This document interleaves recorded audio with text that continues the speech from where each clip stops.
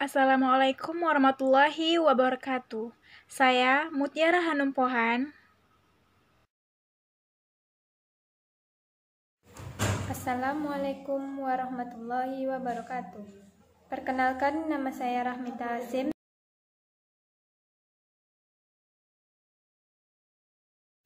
Baiklah, langsung saja saya jelaskan pembahasan yang pertama, yaitu tradisi dan kebudayaan masyarakat Malaysia. Islam sudah menjadi sebagai identitas Melayu di Malaysia. Sejak periode paling awal, Islam sudah mempunyai ikatan yang erat dengan politik dan masyarakat Melayu. Islam bagi orang Melayu bukan hanya sebatas keyakinan, tetapi juga telah menjadi identitas mereka dan menjadi dasar kebudayaan Melayu.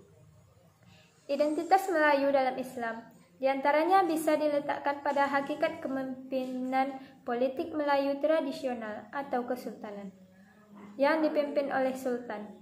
Sedangkan sultan adalah istilah yang digunakan untuk menyebut penguasa muslim kekuatan lainnya. Terkait dengan identitas Melayu Islam, yang terpenting adalah adanya hubungan interaktif antara agama dan etnis Melayu. Selanjutnya yaitu sejarah masuk dan berkembangnya Islam di Malaysia. Di sini ada beberapa pendapat para tokoh. Yang pertama yaitu menurut Azmi. Ia berpendapat bahwa Islam datang pertama kali ke Malaysia sejak abad ke-7 Masehi. Pendapat ini berdasarkan pada argumen bahwa pada pertengahan abad tersebut, pedagang Arab sudah sampai ke gugusan pulau-pulau Melayu, di mana Malaysia secara geografis tidak dapat dipisahkan darinya. Kemudian, para pedagang Arab Muslim yang singgah di pelabuhan dagang Indonesia pada paruh abad tersebut, menurut Azmi, tentu juga singgah di pelabuhan-pelabuhan dagang di Malaysia. Selanjutnya yaitu menurut Abdul dan kawan-kawan. Ia menjelaskan para dagang ini singgah di pelabuhan-pelabuhan Sumatera untuk mendapatkan barang-barang keperluan dan sementara menanti perubahan angin muson. Ada di antara mereka singgah di tanah Melayu seperti Kedah, Terengganu, dan Malaka. Dengan demikian, boleh dikatakan bahwa Islam telah tiba di tanah Melayu pada abad ke-7 Masehi. Pendapat ini masih sangat diragukan karena hipotesis tersebut terlalu umum dan masih dapat diperdebatkan. Selanjutnya yaitu hipotesis yang dikemukakan oleh Fatimi, bahwa Islam datang pertama kali di sekitar abad ke-14. Ia berpegang teguh pada pertemuan batu bersurat di Terengganu yang bertanggal 1303. Batu bersurat ini ditulis dengan aksara Arab. Pada sebuah isinya memuat pernyataan yang meminta para penguasa dan pemerintah untuk berpegang teguh pada keyakinan Islam dan ajaran Rasulullah. Sisi lainnya memuat daftar singkat mengenai 10 aturan dan merasa yang melanggarnya mendapat hukuman. Kemudian yang keempat yaitu pendapat lain. Menurut Majul, ia mengatakan Islam pertama kali tiba di Malaysia sekitar abad ke-15 dan abad ke-16 Masehi. Kedua pendapat ini, baik Fatimah maupun Majul, juga tidak dapat diterima karena ada bukti yang lebih kuat yang menunjukkan bahwa Islam telah tiba jauh sebelum itu, yaitu pada abad ke-10 Masehi. Pendapat terakhir ini didasarkan pada penemuan batu nisan di Tanjung Inggris, Kedah pada tahun 1965. Pada batu nisan itu tertulis nama Syekh Abdul Al-Qadir, adalah seorang dai keturunan Persia. Penemuan ini merupakan satu bukti bahwa Islam telah datang ke Malaysia pada sekitar abad ke-10. Selanjutnya yaitu menurut Hamka, ada 3 isu masuknya Islam ke Malaysia, yaitu isu pertama yang menimbulkan perbincangan terhadap penyebaran Islam di dalam Melayu. Hamka cenderung berpendapat bahwa agama Islam telah diperkenalkan di wilayah ini pada awal abad ke-7 Masehi. Pendapat ini berdasarkan kajian yang dilakukan dengan merujuk sumber Cina dan berstandar pada tulisan. oleh seorang sarjana barat, yaitu T.W. Arnold, yang mengaitkan penyebaran agama Islam dengan peranan para pedagang Arab. Baiklah, saya akan melanjutkan tentang isu kedua penyebaran Islam ke Malaysia. Di sini, menurut T.W. Arnold, bahwa para penyebar Islam ke Malaysia tidak sebagai penakluk dengan menggunakan pedang. Mereka juga tidak sebagai penguasa untuk menekan rakyat-rakyatnya, melainkan mereka hanya sebagai pedagang dengan menggunakan kepintaran mereka. Mereka juga mengenalkan toleransi dan persamaan antar umat manusia lewat penyebaran dengan menggunakan cara berdagang tersebut. Selanjutnya yaitu isu ketiga, yaitu proses perubahan kebudayaan tidak akan berlaku jika tidak ada titik-titik kesamaan yang saling menghubungkan. Begitu juga yang terjadi pada Islam dan kebudayaan Malaysia. Islam sebenarnya telah masuk ke Malaysia berabad-abad sebelum pengislaman secara besar-besaran dimulai. Para pedagang asing telah menetap di bandar-bandar dan kerajaan-kerajaan Islam pertama di Sumatera dan pantai barat Semenanjung sejak lebih kurang abad ke-15 atau lebih awal lagi. Nah, sisa-sisa pengalaman sejarah ini juga membuktikan perkembangan Islam di Malaysia dapat dilihat setelah abad ke-10. Pada abad ke-15, misalnya, pada saat itu Brunei masih bergabung dengan Malaysia. Salah satu sumber dari Cina menyebutkan ada 6 masjid di Malaysia yang ditemukan batu nisan silsilah keturunan Raja-Raja Brunei. Sultan Brunei pada saat itu adalah Sultan Abdul Jalil Jebar tahun 1660. Istrinya adalah Putri Sultan Sukadana dari Sambas. Pada tahun 1852, ada Masjid Jami dibangun di daerah Kuching. Pada tahun 1917, dibangun madrasah di Melayu yang disebut dengan Madrasah Al-Mursyidah. Fakta-fakta sejarah ini mengindikasikan bahwa Islam di Malaysia terus mengalami perkembangan yang ditandai dengan perkembangan ilmu pengetahuan dan pendidikan Islam semakin mengalami kemajuan. Selanjutnya, saya akan menjelaskan tentang sosial, politik, dan hukum di Malaysia. Yang pertama yaitu ada sosial. Masalah sosial ekonomi yang dihadapi Malaysia terutama pada tahun-tahun setelah kemerdekaan adalah ketimpangan ekonomi antara etnis Melayu dan etnis pendatang, baik Cina maupun India. Faktor-faktor penyebabnya berawal sejak masa kolonial. Ketika kolonial Inggris mengkotak-kotakan penduduk tanah Melayu baik dari segi letak geografis maupun kegiatan ekonomi. Orang-orang Melayu dibiarkan tinggal di kampung-kampung sebagai petani dan nelayan miskin dengan peluang yang terbatas untuk memperoleh pendidikan. Kenyataan ini masih menjadi kenyataan sosial ekonomi setelah Malaysia meraih kemerdekaan. Sementara orang-orang Cina menguasai perdagangan, perindustrian, dan perdagangan. Dan mayoritas etnis India menjadi buruh pada perkebunan-perkebunan karet. Orang-orang Melayu bekerja sebagai sektor pertanian dengan peralatan tradisional. Akibatnya, komunitas India dan Cina yang kebanyakan tinggal di kota meraih kemakmuran dan menonjol di bidang ekonomi dan pendidikan. Sementara kaum Muslim Melayu yang kebanyakan tinggal di desa, meski menguasai politik dan pemerintahan, namun tertinggal di bidang ekonomi dan pendidikan.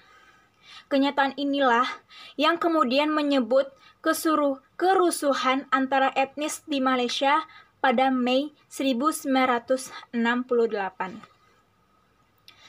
Kerusuhan etnis ini merupakan suatu peristiwa yang digambarkan oleh Tuanku Abdul Rahman, mantan Perdana Menteri di Malaysia, sebagai masa paling gelap dalam sejarah nasional Malaysia yang menyebabkan ratusan orang meninggal dan sebagian terluka.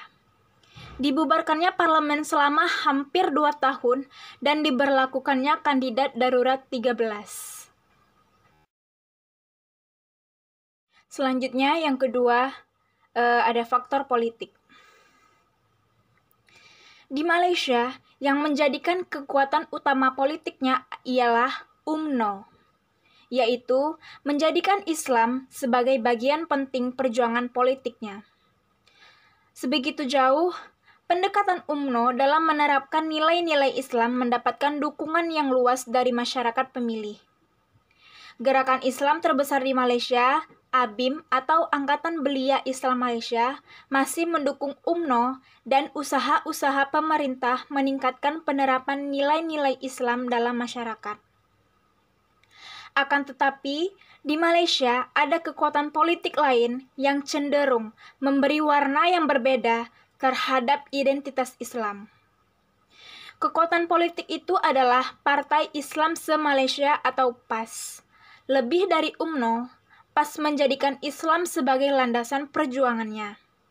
Partai ini ingin menjadikan Islam yang mereka pahami sebagai sistem cara hidup sempurna, yang mencakup aturan-aturan pidana Islam sebagai konstitusi dan hukum yang berlaku di Malaysia.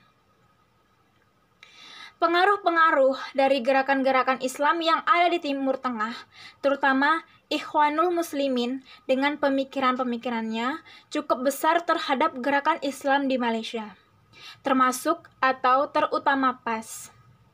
Perkembangan gerakan politik dunia Islam akhir dekade 1980-an dan awal 1990-an turut pada mempengaruhi perkembangan politik Islam di Malaysia.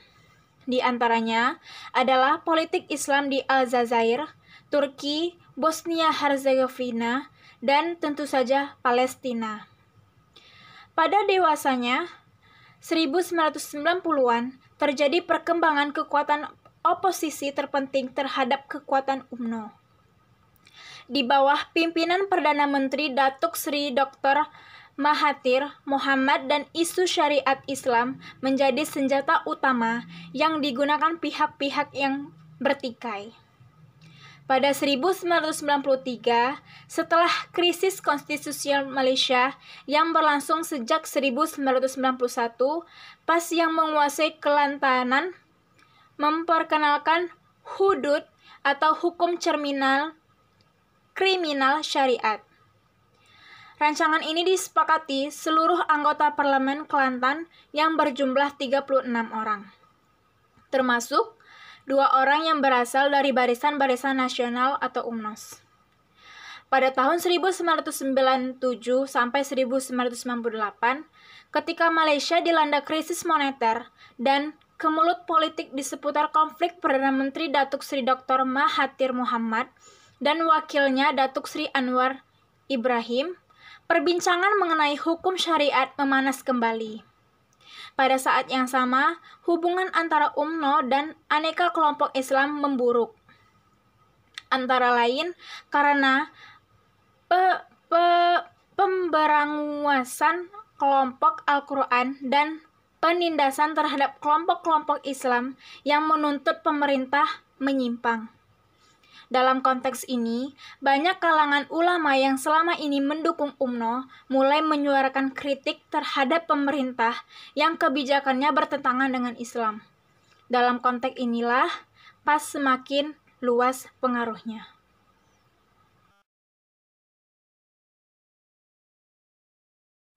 Yang selanjutnya yaitu hukum.